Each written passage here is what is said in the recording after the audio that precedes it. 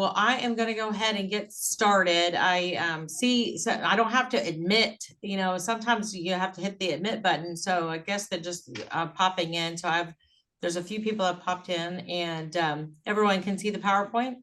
Yes. Yay. Yay. Okay.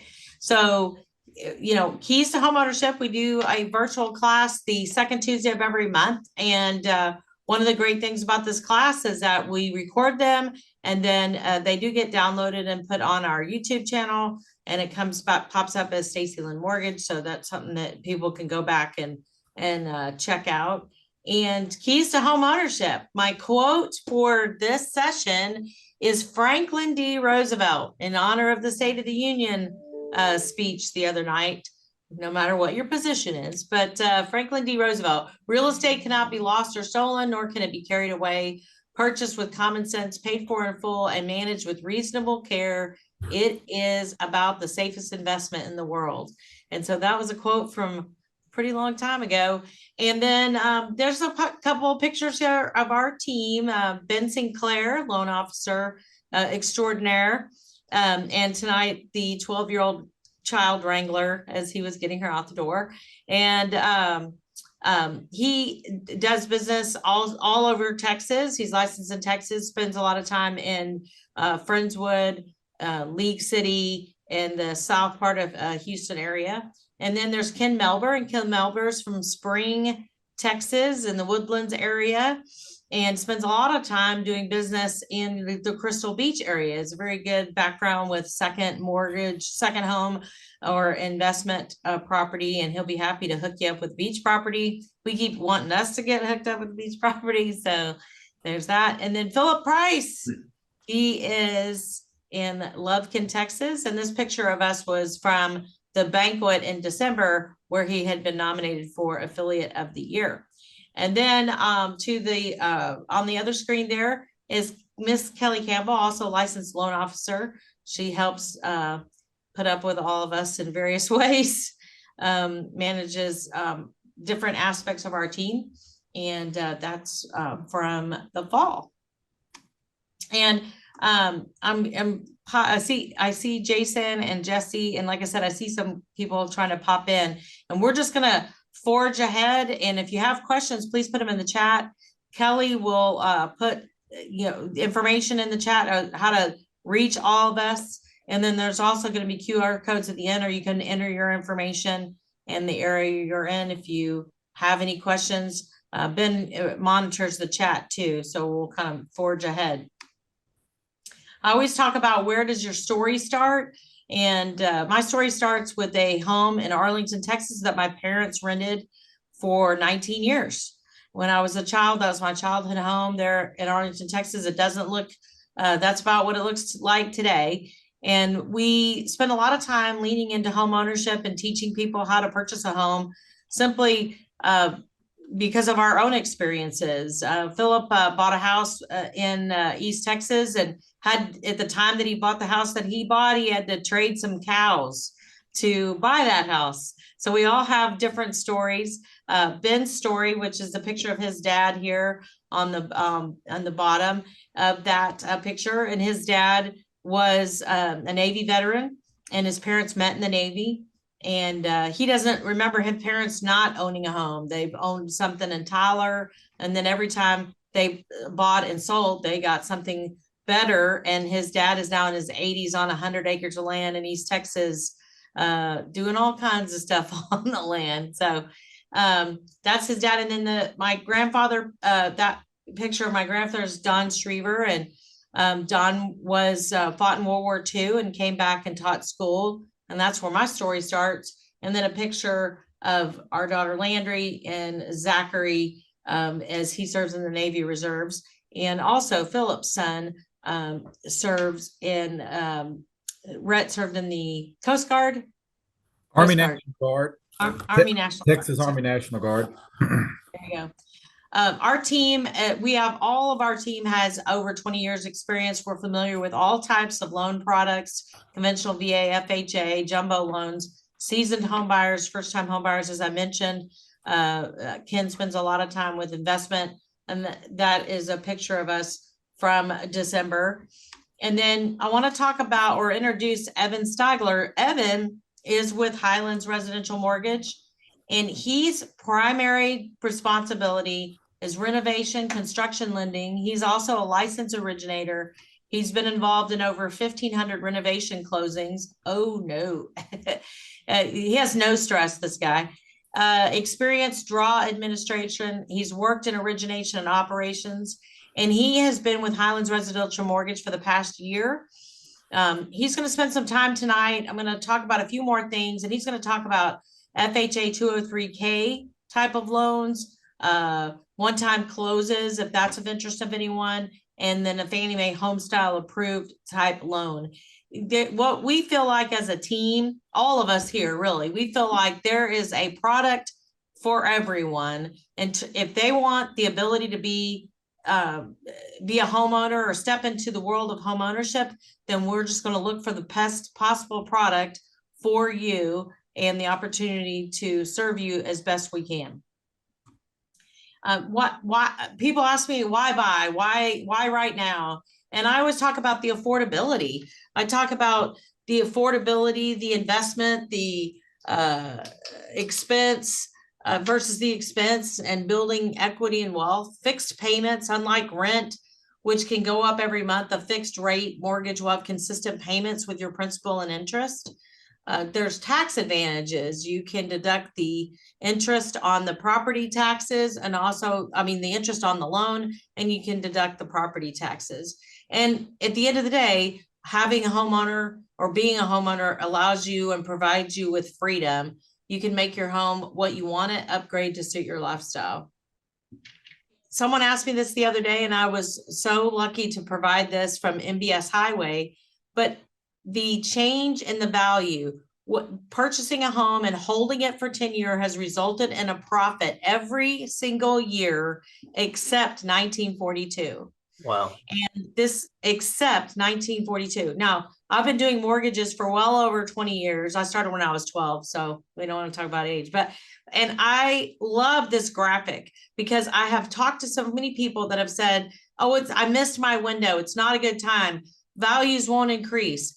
I see realtor Karita Loftus on this call, and I've been so fortunate to not only work with her as a realtor, but I've also worked with her personally. And personally, she bought a property. They ended up renting it. They held it for several years, and they sold that property at a profit. And they got the tax deduction for the time that they had it. And they were able to, like I said, sell that property for a profit. They were able to maximize their dollars on another property in Lantana, take some money from that, purchase something else. So it's just been a kind of an amazing process. So she understands that this graphic is an accurate one. Things build over time, not only from a professional standpoint as a realtor, but also from a personal standpoint. And I'm going to lead into Evan and let him talk a little bit about, he's our expert. So every month, and if you want to go back and look at these classes in the last few months, we've had an expert of insurance. We had an expert of credit. And this year, we're going to have an expert every single month.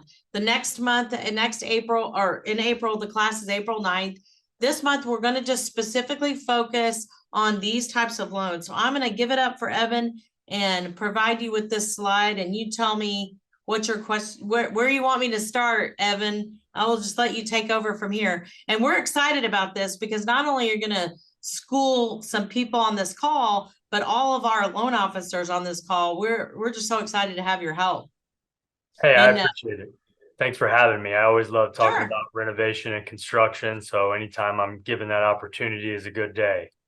So before we get going, it's important to understand what is renovation finance. You'd be amazed at how many loan officers have been in the business for a while, or I'll talk to a realtor that's been doing it for 20 years and they don't know about these loans, but they've been around forever and they're great tools, either seasoned home buyers or first-time home buyers. And sometimes there's some fear around them. So I'm hoping that we can dispel some of that by helping you understand what they are. And all they really are is traditional loans with a renovation rider. So a lot of questions we get asked is, is there a second interest rate or is there a second lien? There's not any of that because again, these are traditional loans with a renovation rider. If you have learned the loan process or you understand the loan process, then you understand 90% of these renovation loans, with the exception of a few small things that we have to take care of. But the good thing about us is we have the experience to guide you on those few small things. So again, they're traditional loans with an extra aspect, a renovation rider, and they can be used for a purchase or refinance, just like any other traditional loan, right? And what these loans do is they provide funds to repair, upgrade, or remodel. So what is that? You might find a home that's got foundation issues. That's big in Texas, or mold on the ceiling, a leaky roof, or maybe all of those things at once. So you couldn't buy that home with traditional financing. You'd either have to pay cash. The seller would have to repair before you own it, which they don't always want to do that, or even often in this market.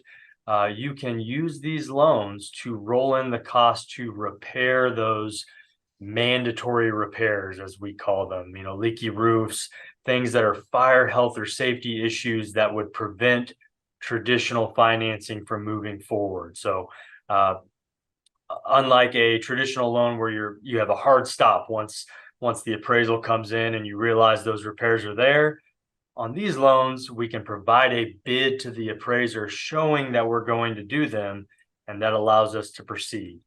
And you can also upgrade or remodel, right? Maybe you have a home that's in the right neighborhood and close by work or in a good school district, but it's lime green wallpaper and an ugly kitchen. I was just gonna say that house I showed on 1920 Westview Terrace, there was lime green tile in the bathroom, and there still is today. So, just saying, you can fix it. It's lime green might be for some people, but not many right now, I would imagine. So you can upgrade those aspects of the home to something newer, give that kitchen a new look. And then there's remodel too. We can do home additions. And there's a few different renovation loan types that we'll get into, but there can be structural additions. You can add a pool with some of them. Any normal type house thing you can typically do with these loans, as long as it's permanently affixed to the property. So think new kitchen, counters, flooring, but not a TV set or blinds or something along those lines.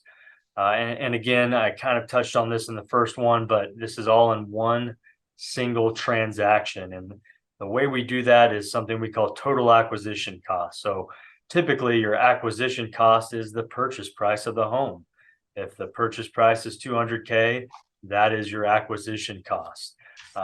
In the case of these renovation loans, what we're going to do is we're going to add something to that purchase price. Let's say your total remodel is $50K. Purchase price is $200K. Now your total acquisition cost is $250K, and your down payment percentage is based on that $250 rather than the $200, and you end up with a loan amount and very similar from a traditional loan from there. And you can do this on primary homes, second homes, and investment homes. I think a lot of people are going to be interested in those primary homes mostly, but the second homes and investments can be great for a lot of buyers out there. Not many people realize that you can do that. So I sold this from Evan. He said this the other day. He goes, what happens in this market right now is people are finding they're finding some houses that need a little lipstick, and they're finding houses that might be in the right place, right location, and right schools, but then just not, there's no way they can live with the kitchen that way or whatnot. And one quick thing I would say is that if you like the closing, I have a closing tomorrow, and the house that they're purchasing is in Denton, and it does need some work. Okay. And they have 4 kids, and it was the right size, right price. And it does need some work. And I reminded them that they're closing in March. Their first payment won't be till May 1st. They won't have an April payment. We collect in the interest in the rears. So then their first payment will be April 1st. So that give them a month to do some of the work and also pay rent where they are and move out. So it wasn't overlapping. Go ahead, Ben. I'm sorry. Okay, so this is a question in the chat that is perfect for the expert since the loan officer is not quite sure. But if a property needs foundation, roof, et cetera, structural stuff, how does the buyer get insurance prior to closing, Evan? That's the question. Yeah, so what we require as the mortgage company is that the home is fully covered. So that could be with a standard homeowner's insurance policy, just like any other loan. However, the rehab or renovations might be so extensive, the insurance company says, I don't think so. I'm not giving you a regular insurance policy. That's okay. What we would do in that interim period during construction after closing, we would get a builder's risk, or some people call it a course of construction policy, and that would be in place after closing until the renovations are complete, and then the standard homeowner's insurance policy would kick in. I will say though, if it's just foundation work, most of the time you're going to be able to get a regular HOI policy. The times that we're unable to do so are those really extensive renovation, gut job, tons of things wrong, or major addition type projects. Awesome. That's I learned something today. Thank you, Karita, for that question. Yeah. Great job, Krita. So You guys, your next, no, you go. Your next slide. I'm sorry. Go ahead. Yeah, just real quick to touch on that last one. What makes these loans possible is the future subject to appraised value. So on a traditional loan, you're getting the property value for what it is today at that very moment. On these renovation loans, we are going to send the bid in with our appraisal order, and that appraiser is going to give us a future value as if those repairs are already complete. So new roof, no more termite or mold repairs. He's going to pretend those things are already done and assess value, find comps. Same thing with an addition. If you're adding an addition, he's going to find comps for a 4-bedroom home instead of a 3-bedroom home. So we get that future higher value, and that's really what makes these loans possible.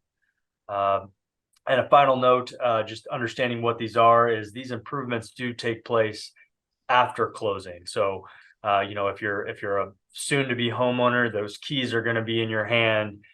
You own the home, you're closed, and then the renovations begin. If you're a realtor, same thing. The loan closing takes place. You would get your commissions at that time. Homeowner has the keys, and then the renovations take place. Graph you're looking at right now shows the homes that are nearing prime remodel age, and they say that's from 20 to 39 years old. And as you can see, from 2022 to now, and then projected onward, it's rising drastically in the next few years. So that means there's going to be homes on the market that are in desperate need of renovations, because not all homeowners are keeping up with their home, doing renovations as they live there, or maybe it's changed hands a few times and just never received that love it needs to either be updated to today's design standards, or even things that have broken down over time. Roof would be another common example, or foundation. So the idea here is, the inventory on the market might be shrinking or on the lower side, but if you can find that home that's maybe priced a little bit lower than it typically would be, then you can do a renovation loan and bring it up to where you need it to be, and hopefully find a deal. I mean, there's not a lot of deals right now, but this is a way, if you're a deal searcher, this is a great way to find that deal, do a renovation loan, and make it the home that you want it to be. And hey, Evan, can it work as a refinance as well? Absolutely. Oh yeah. That's what- You can do purchase or refinance on these. So and in fact, that's where we see most of our additions, right? I keep saying addition, you can add an addition, add a pool. Most of those we see on those refinances. Maybe someone couldn't find a home, but they need more room for their family. Well, hey, you already like where you live. You didn't even want to move in the first place. Now you can add an addition and stay there, right? So these loans really have a lot of flexibility in what they can do. Excellent. That's great. Talk a little bit about the specific, right? There's different renovation loans, and there's two main sources. There's an FHA renovation loan, and then there's a conventional home style renovation loan. And before I even explain them, you might be thinking, well, how do I know which one's right for me? That's where you can lean on Stacy and her team to put you in the right one, because of course they will, and they would do what need to do to get you there. But you're going to be in the one that best fits your credit profile. If you're a conventional borrower, you're likely going to be in conventional home style. If you're an FHA borrower and you want that 3.5% down payment, you're going to be in the FHA 203K. There's only a few minor differences on what they allow that matters. So let's get going into the FHA 203K option, which is split into two main options. There's the limited version, which you see on your screen here. And of course, FHA is only for primary residence. I mentioned investment and second home earlier. Not the case for FHA, just primary. With the limited version, you can do up to 35K in total renovation. So that repair amount has a hard cap at 35K, and it's cosmetic repairs only. So what are cosmetic? It's non-structural items. Flooring, kitchen remodels, appliances you can do. You can even do a washer and dryer, windows, HVAC. I get asked a lot about roofs, and I totally get it, right? Is roof a structural repair? It's really not your basic roof replacement. Now, if a tree fell and damaged the roof trusses, that's a little bit different of a conversation, but 99% of roof repairs and replacements are going to be non-structural and allowable for the 203K limited. And for this program, you can, of course, do mandatory or desired repairs. So that kind of jumps back to that whole repair, upgrade, or remodel that I mentioned. You can do those repairs that you must do for financing. And you can also decide to do your kitchen remodel because you thought it was ugly. You can do both. You can do one or the other. So there's some flexibility on repairs. But again, 203K limited, cosmetic repairs only, up to 35K. So quick question, Evan. So the example of the property that I had this past week where they wanted to redo the driveway, or the driveway needed to be redone, about $7,000 to redone and grade it. Is that fall under the limited category or no? That's a great question, and it would. There's something about pouring cement that seems structural almost, but it's not. It would be considered acceptable for the 203K limited. Okay, great.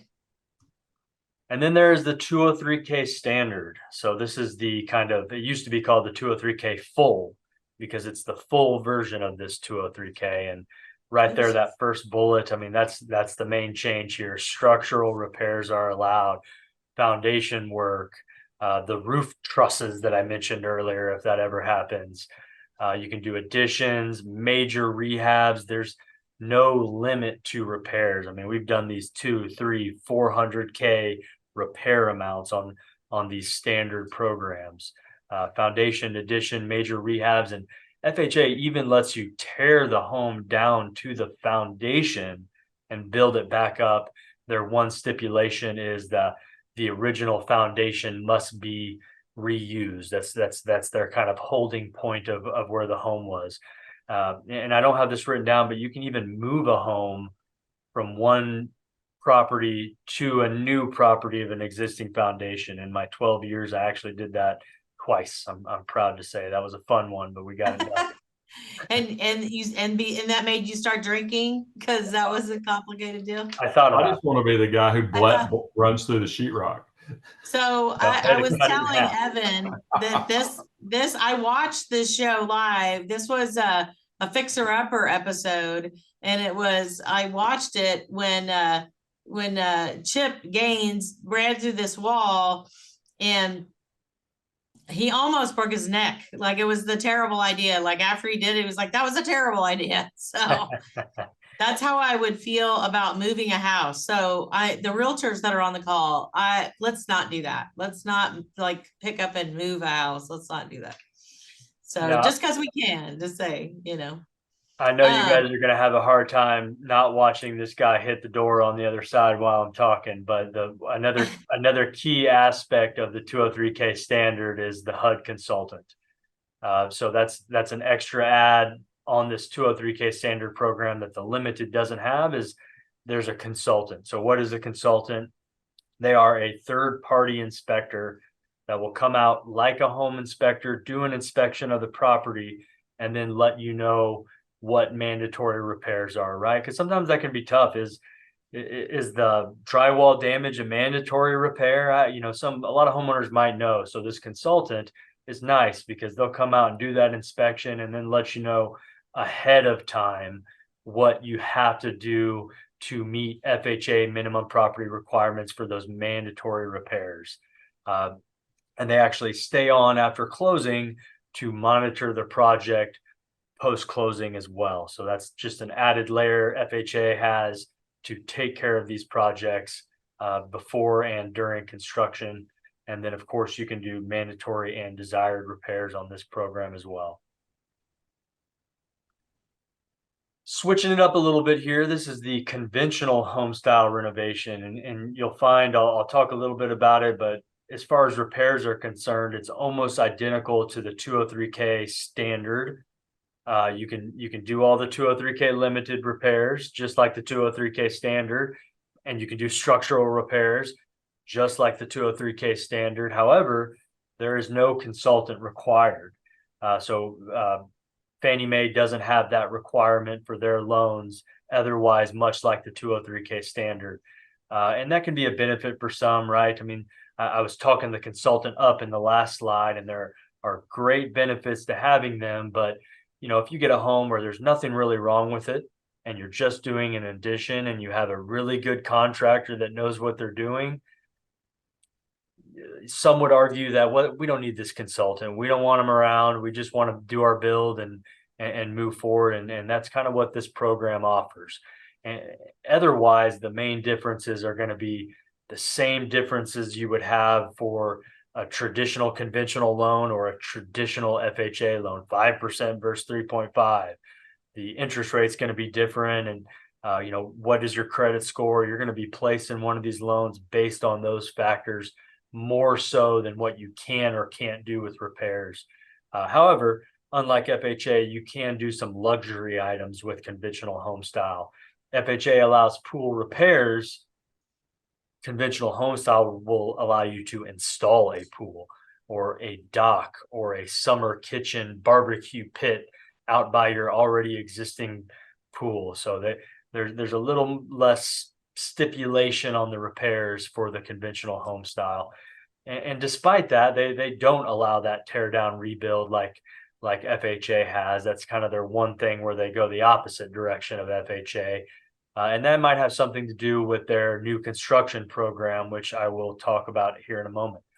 And it's great for ADUs, which are mother-in-law suites or casitas on the West Coast. It's just a detached or attached structure that's an additional living space. And then, of course, we are held to Fannie Mae's max loan limit of $766,550. And then that wraps up the renovation loans. Again, great products allow you to find a home that you might not find, right? If Stacy tells you you're approved for 300K and you can't find anything there, maybe you start looking at 220 with 80K in renovation. It's the same thing, so it can really expand what you're looking at. To quickly touch on our one-time close program, that it's a Fannie Mae one-time close program, and what the one-time close means is just like the renovation loans, it's one loan, right? Some construction loans, you'll go to a bank for interim financing and they fund your construction loan, and then you got to go somewhere else to get your permanent financing for your mortgage. These are kind of your one-stop shop. You can do one loan that does your construction loan, and then once the build is complete, the loan will automatically convert to your permanent mortgage without any additional closing costs, without any an extra appraisal. We already got our appraisal. There's no requalification or credit pull needed. So it's a streamlined process that takes you from closing your loan, building your home, and then right into your mortgage So you can focus on moving in your furniture and having a house party, whatever it might be. And these loans can be used in two main different ways. You can already own the lot, or you can purchase the lot as part of our transaction. So if you already own the lot, it's treated kind of as a refinance. We're refinancing your land debt, if there is any, and rolling in the cost of construction. If you're buying the land at the same time, kind of like the renovation loans, total acquisition costs. You're going to give us a land contract, and you're going to give us a builder contract, and we're going to put those together, and that's your purchase price for the new construction loan and construction of your home. I love it. Evan is going to stay on the call as we continue to go through, cover some other topics, but we are grateful that he was here. And if you have something, certainly add it in the chat. The next slide is, why do you need a realtor? And I included the stock photo, but I just wanted to include this photo here. Realtor Sherry Adams helped me do a complete a veteran loan on leap year, right? I'd never closed one on February 29th, like actual leap year. And this was a veteran, and he was on VA disability, and it was just an amazing loan. And I just happened to capture this picture when the veteran was hugging her in the parking lot. And I would say, you know, Karita and I've had a lot of pictures like that too with customers. And so the realtor, I'm going to leave it to Ben to go through the rest of the slide here, but Ben will tell you what our experiences have been lately when there's not a realtor on the deal. Okay, why you need a realtor? They help you find the perfect home because realtors have market knowledge. They have the inside scoop on the latest listing, sometimes ahead of MLS. They help you stay objective. They explain each part of the contract. They do the negotiations for you, very important. They schedule and guide you through property inspections. They communicate with the seller's agent, the title company, the lender to schedule a closing. And 100% been doing this since 1996. And the top 5 worst transactions didn't have any real estate agents. 100%. I've got one going now where, you know, he's a great guy, but he wants me to write the contract. I'm only licensed to do loans, not practice real estate. So get a real estate agent. It will save you money and headache every time. And there's a lot to be said about negotiation when it comes to commissions and things like that. But as a traditional situation, when you're representing a buyer, you know, to purchase a home that a seller is purchasing, the traditional process is that the seller is paying the commissions. You know, however that's it's all negotiable, but it is a traditional thing that traditionally, when someone is being represented by a realtor to purchase a property, that the seller is paying those commissions. So that's another thing to think about. But you need them. They take the emotional decision out of it. They are objective, and you need their help you're entering into a contract. You wouldn't go into a courtroom without representation. Today at the Housing Channel meeting, I was telling them that, you know, everyone now thinks they can go on Google or YouTube and learn how to do stuff. And just because I can go on YouTube and look at how someone does a heart transplant doesn't mean I'm going to do it. You know, doesn't mean you're going to let me do it on you. I don't, you know, I need Evan because I need that assistance for renovation loans, because none of us on this call, Philip or Ken or Ben, we all have some expertise in different areas. So we lean on each other. That's why we're a team. Your FICO score, you've heard this before, like, what's my credit score? Well, it's called a FICO score, and it's made up of different components. So the wheel here, your payment history is 35% of your FICO score. I don't know how to say this any better, but yes, it matters if you pay stuff on time. I say it all the time. You know, the prediction of the future is the past. And so as a lender, we're mitigating risk. And by mitigating risk, we're saying that you're going to make the payment. You're going to pay on time. So what impacts your credit score more than anything else is your payment history. So when you pay stuff late, it doesn't drop off. It takes a really, really, really long time for it to repair itself. The amount owed, 30%. I talk about this, the utilization of credit. You don't want to utilize all your credit. So if your credit limit is $5,000 and you're utilizing $4,999, that will bring your credit score down because your utilization factor is higher than 33%. You want it to be lower than that. The length of credit history. Sometimes when we're looking at credit reports, we're like, oh, wait a minute, this person is only this old, but then they have credit going back to this date. Well, that usually means that they have authorized user credit, right? Someone had gotten on their mom's credit card or their dad's credit card. So that would make their credit history seem longer. The length of credit history is about 15%. So when you have a short credit history, also, you're building credit. I've talked to some young people lately, and they're like, I don't understand why my credit score is so low. And they only have 3 trade lines. And when you only have 3 trade lines and one of them is late, one of them is less than a year old, and one of them is only 2 years old, that's not enough history. And you want the history to almost be perfect when it's short history like that. So new credit makes up about 10%. And the type of credit in use also makes up 10%. I know Ben was talking about the different types of credit that you should always have. And he's muted. I teed it up for you. Yeah, you need 1 installment account at least and 2 revolving. If you talk to the credit repair people, they'll tell you that to get a score going, and it doesn't take long. We've had people, same, I don't know, 60 days and you'll get a score, at least one. You've got to have some to get some. There's secured credit cards. You can become an authorized user. So there's ways, to get your credit established. But you need 1 installment, like a car payment, and at least 2 revolving to get your file started.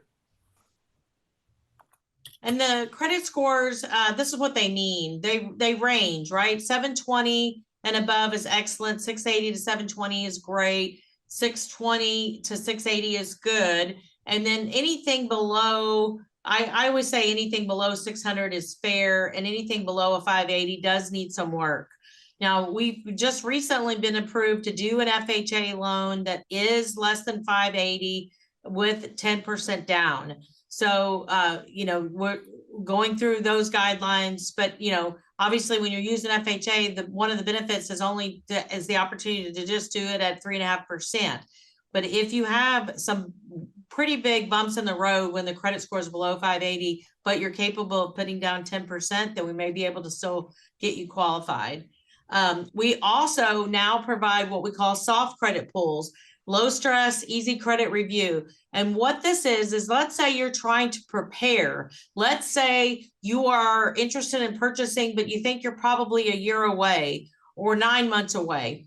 Then we can do a soft credit pool, and then we can give you the information to do what is called an opt-out. So an opt-out means that once we do a hard pull, before we go and underwrite the loan with the actual property, then we can opt out so that you're not getting inundated with solicitors, which you may when you run your credit. So we are now providing the soft credit pools. We cannot underwrite the loan with a soft credit pool. So we can look at it. We can look at all your scores. We can determine if you're qualified. We can give you suggestions on how to improve the credit if it needs improving, but we cannot underwrite the file and get to closing with a soft pull. So we will have to eventually do a hard inquiry. And we do a credit simulator. So this just kind of gives you a scale of what I was talking about before. And let's say we're trying to qualify for a specific program, and certain specific down payment assistance programs will require a 620 credit score. So let's say you're not at a 620. We've run all 3 scores, the high, the low, and the middle. And the high and the low, then we go with the middle score. And if it's 2 borrowers, it's the lowest middle score of the 2 borrowers. And if we're not at a 620, 620, then we can do what's called a credit simulator or a what if simulator to see what it's going to do if you pay this down, pay this off to improve that score. And I always say, do you know your credit score? We were so lucky to have Amy on our call 2 months ago, where she talked about, Amy was with Rising Point Solutions, and this is a QR code, and we can send this out later as well. But you can go to ftc.gov or annualcreditreport.com and look at your credit score, look at your credit report, and see if there's any erroneous information on there for your own view. What makes up your payment, your mortgage payment? There's 4 areas that make up your mortgage payment. The principal of the loan, which is the amount of the money that you've borrowed, including the interest, the percentage charged for the use of the borrowed money. With the 30-year, we do a lot of 30-year fixed. It's not the only type of loan we do, but we do a lot of 30-year fixed loans. So wherever that interest rate is landing, the better the credit score, the better the interest rate in traditional financing. Taxes are based on the value of the property in the city that it's and county that it's located in. And in Texas, that can vary. Yeah, it can vary based on school taxes. So you got an area with really good schools, then that property tax may be elevated in that area. Homeowners insurance and mortgage insurance premium, which is not the same thing. So homeowners insurance is what's protecting the house, wind, hail, fire, those types of things. And then mortgage insurance premium is on a loan when you don't put 20% down, and it's put there to protect the lender in case of default. Where will the money come when you're wanting to purchase a home? The money can come from a lot of different sources, and these are some of the sources, and we'll go through some of this. Checking and savings account, gift funds. You can have gift funds. Maybe you have a relative, an aunt, an uncle. If you have one of those, send them my way. They could give me some funds. Oh, awesome. But gift funds, we do have to properly document it. So if you're in a transaction where we're starting the transaction, we've done a pre-qualification, Kelly was working on a pre-qualification, and they told her, well, I'm getting $5,000 from my aunt or something. And so we were able to set the loan up that way, but we say, don't commingle those funds. If you're getting gift funds, allow us to help you properly document them so that we can source them correctly for the loan. A 401k loan. A lot of people have 401ks and don't know that they can get a loan against their 401k for the purposes of purchasing a home, especially if you are a first-time home buyer. You need to look in the terms of withdrawal. So in your 401k, there'll be information called terms of withdrawal. And if you'll look up terms of withdrawal, that may be a path for you to be able to get a hardship loan against your 401k where you can pay it back or just take it without penalty to be able to purchase your home. Cash value of life insurance. Life insurance policies are great. Sometimes parents will buy life insurance policies for very, very young children. And then later in life, when they become adults, those policies are, dormant, and, they can cash those in if they want for that amount and use that towards purchasing a home if they wish.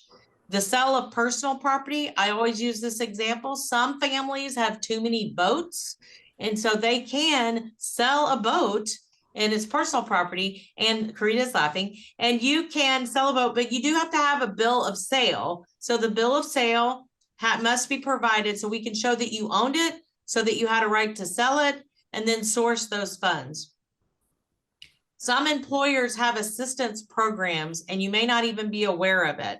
I've often suggested, depending on the company that you work for, that you just investigate that just to see, because sometimes they'll have an assistance program, maybe to help cover closing costs or some type of gift as an employer they might provide, because a lot of employers, they want their employees to stay in the area. So if they can help them be able to purchase a home, they will.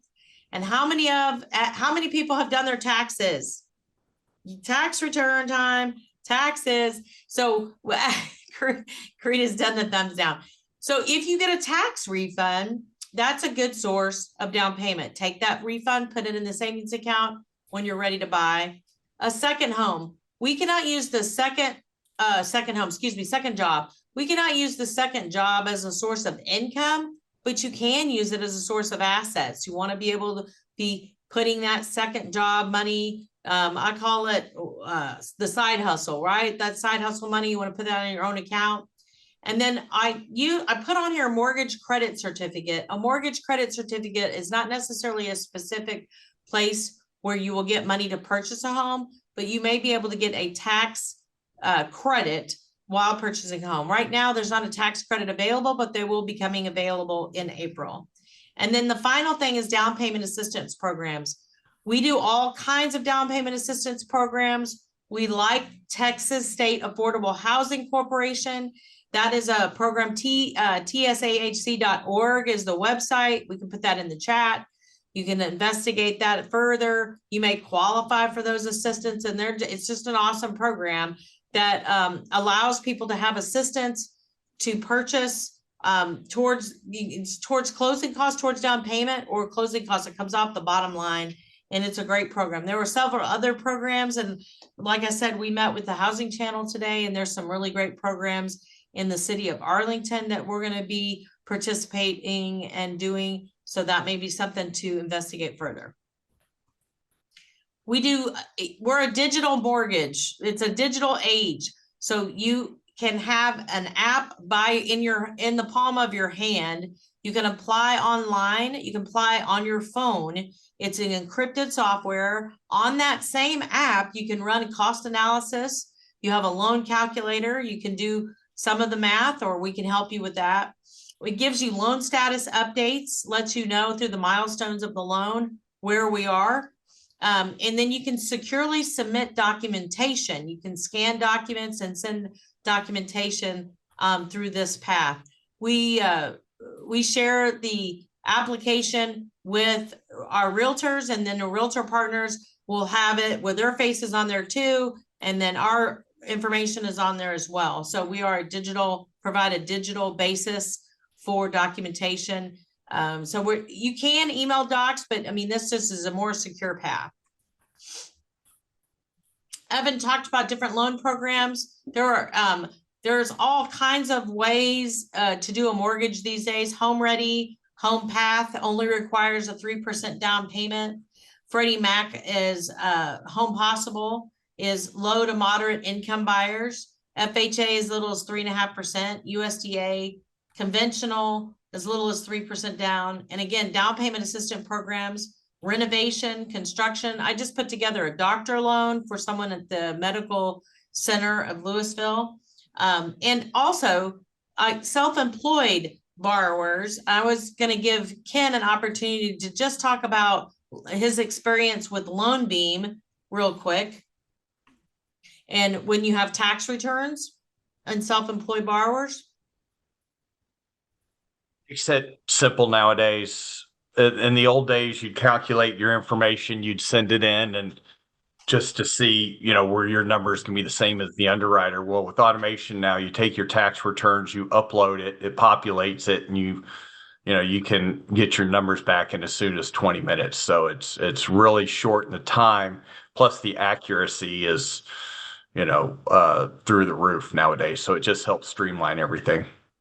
And that's a product, right? LoanBeam. Yes, it's something we subscribe to. We get a couple tax returns in.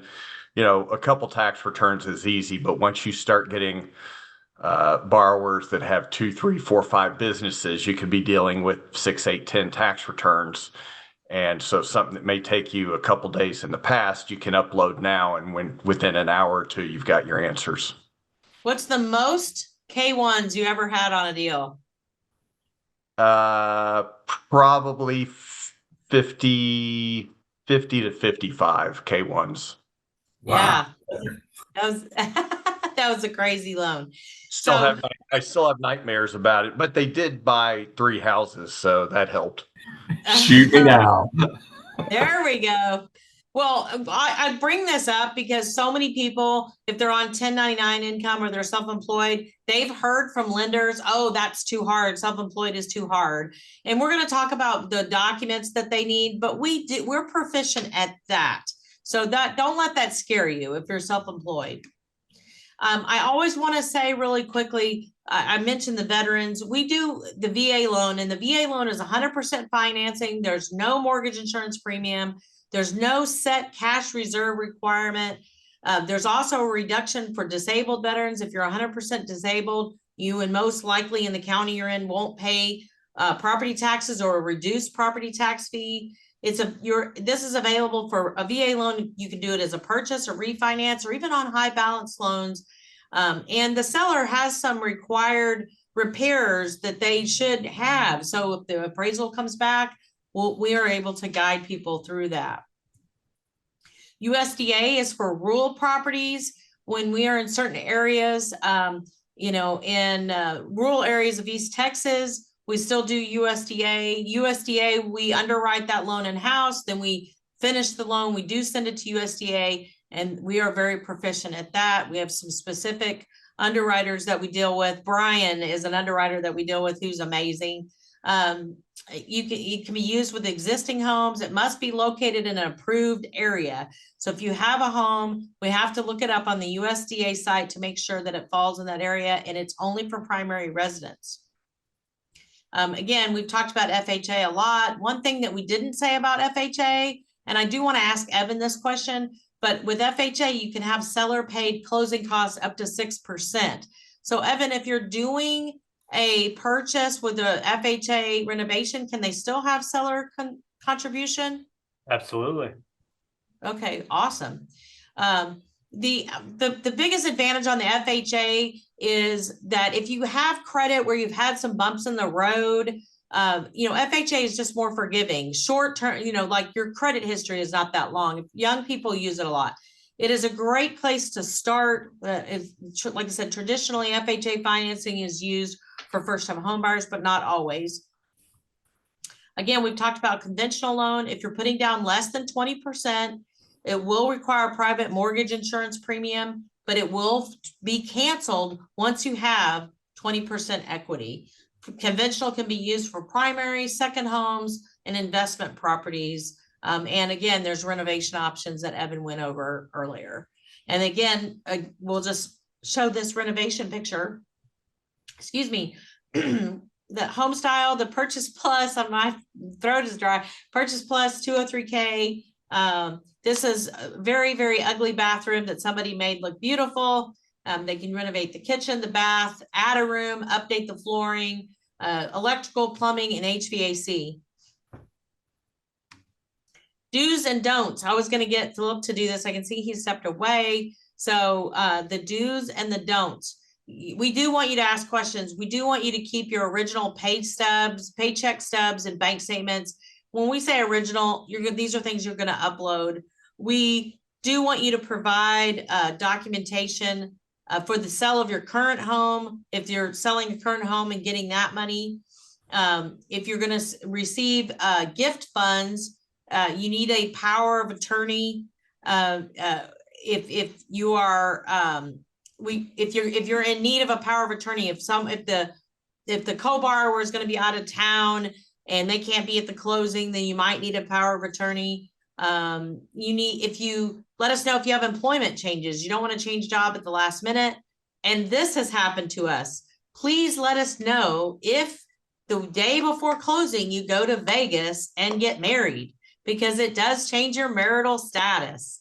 So when you come to closing, and when we started the loan, you were single, and then you come to closing and you'd gotten married a couple of days before, it's not good. So it's good that you got married, but it's not good in Texas because it's community property state. So do tell us these things. Don't change jobs. Don't make major purchases. You're under contract and then you go out and buy $20,000 worth of furniture. That's not good. Deposit undocumented funds. Get a credit card, cash advance. Not a great idea. Or open any new lines of credit. Just don't run your credit. Once you're in the mortgage process, don't run credit or change your closing date without working with your loan officer. These talks about documents that we will need, pay stubs. We usually get 2 months worth of bank statements. Occasionally we get 2 months, and then we'll get ready to close. We'll get one more a month. We always need 2-year history of employment. Doesn't have to be at the same employer, but we do get a 2-year history. We get W-2s, tax returns if you're self-employed, and a P&L if you're self-employed, any kind of dividend earning, employer information, a photo ID is required, and then resident history for 2 years. And then we sometimes may require a social security card. Your funds should be in a liquid account, something that we can access. Ben had someone that came to closing with a shoebox full of money, and that did not work out. So we have to source the money. Mattress money is not allowed. 20K in a shoebox. Hey, 20K in a shoebox. You know, but we've got all kinds of stories, I tell you. Non-liquid funds allowed if exercised. Make sure that we provide documentation. Gift funds are permitted on most loan programs. I did a podcast. This is a podcast that I did about credit. If you want to take a picture of this, Kelly can also send it out in our follow-up. And the podcast just is about a 30-minute podcast specifically about credit, really highly detailed about credit. So if you want that information. And we thank you for coming. We have a licensed branch now in Flower Mound. I need to update this. I'm excited about it. Evan is in the Allen location. Again, Ken is in Spring. Philip is in Lufkin. And Ben is just all over Texas. And also Philip is licensed in Louisiana as well. And then I always tell everybody, let's be friends. Follow us. So be our Facebook friend, our LinkedIn connection, our Instagram friend, Stacy Lynn Mortgage, also YouTube. But YouTube, like I said, has other training videos that we've done that we've put there. And these are our QR codes. And we just say, hey, be our friend, reach out to us. And if you have any questions, and I know I'm probably like a minute over. So is there any questions in the chat that I can help with? Also, this is a glossary of terms, and I'll have Kelly send that out as well. FHA, when we're saying FHA, it's Federal Housing Administration, and VA is the U.S. Department of Veterans Affairs, and USDA is U.S. Department of Agriculture. Hey, Stacy, Philip had put one out there. Can the homeowner contract the work out on the renovation loans to subcontractors, or am I going to elaborate, or do you have to hire a general contractor? Does the mortgage company has a general contractor approved? How does that work? Have at it, Evan. Yeah, That's a great question. so the homeowner has complete control over who they choose as their contractor, as long as they're properly licensed and insured. In the state of Texas, there is no general contractor license, so it's really just insurance and some history. But there are no pre-existing certifications that the contractor would need. As far as them managing the subs, the easy answer is no. I mean, they can't be their own contractor on a big project and manage multiple subs. Now, the one exception to that would be for something like the 203K limited. If you're just doing flooring and a roof, we're not going to make you get a general for those two things. You can just have two different contractors, but they would each have to fill out the paperwork we need and be the contractor of record. So in a way, they're managing those subs, but there's limits there. So can I dovetail on that? I know a general contractor, he's licensed and insured in the state of Texas. He at one time was trying to purchase a house that needed complete remodel, but he wasn't able to find a loan program except for hard money, and he didn't want to go that route. So would he be eligible to be his own general contractor under this type of program that you offer? Unfortunately, he couldn't be his own. I mean, what I do with people like that is, maybe you have a friend who's also a general contractor, and who swings the hammer is up to that contractor. So that way he can still be involved, but of record, he would not be able to be the contractor. Great question. Anybody else? Jason, you've been paying very close attention. I like it. I can tell you're doing a lot of nodding, so that's good. I'm a 20-year mortgage guy that has now found his way into insurance. And so I love hearing all these new products that are out there. Oh, and great. I'm trying to bite my tongue to not overpitch you guys, but I would love to help Evan with any builder's risk that he has, because I know that it gets complicated with the customers if they don't understand it. So Does. I'll send you an email, Evan.